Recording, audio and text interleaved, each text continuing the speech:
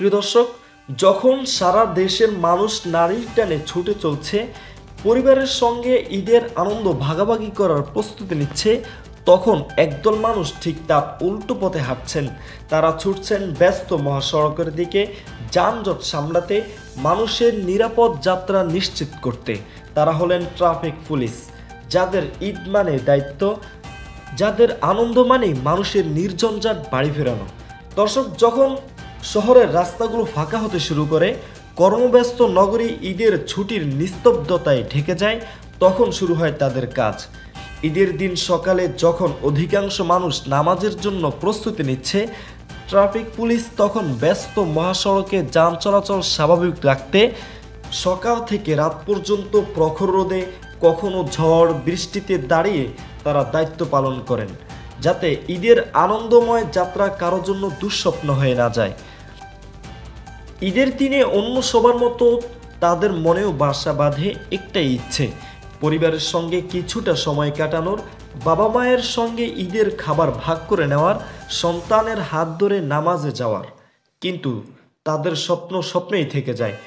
Duty শেষে যখন তারা বাড়ি ফিরেন, তখন ঈদের দিন প্রায় শেষ। ততক্ষণে হয়তো সন্তানেরা ঘুমিয়ে পড়েছে, পরিবারের অন্যরা আত্মীয়দের বাড়ি বেরিয়ে এসেছেন। রাস্তায় দায়িত্ব পালন করার সময় কোনো উৎসব নেই আনন্দের আয়োজন। তীব্র রোদে দাঁড়িয়ে থাকার সময় কোনো এক পথচারী যদি এক বোতল পানি এগিয়ে দেয়, কোনো যাত্রী যদি হাসি মুখে বলে আপনারা কষ্ট করছেন ধন্যবাদ, সেটাই তাদের জন্য সবচেয়ে বড় উপহার।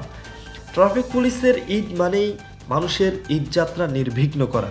তারা জানেন, যদি তারা দায়িত্বে না থাকেন, তাহলে মহাসড়কে নেমে আসবে বিশৃঙ্খলা, দুর্ঘটনা বাড়বে, মানুষের পথ চলা কঠিন হয়ে যাবে।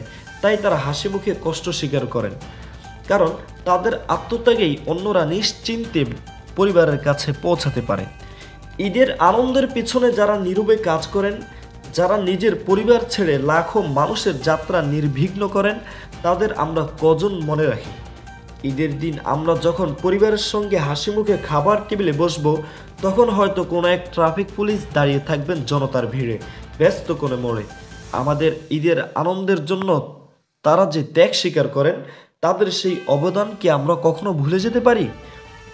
ঈদ আনন্দ সবার জন্য, কিন্তু দায়িত্বশীল কিছু মানুষের জন্য তা আত্মত্যাগের আরেক নাম।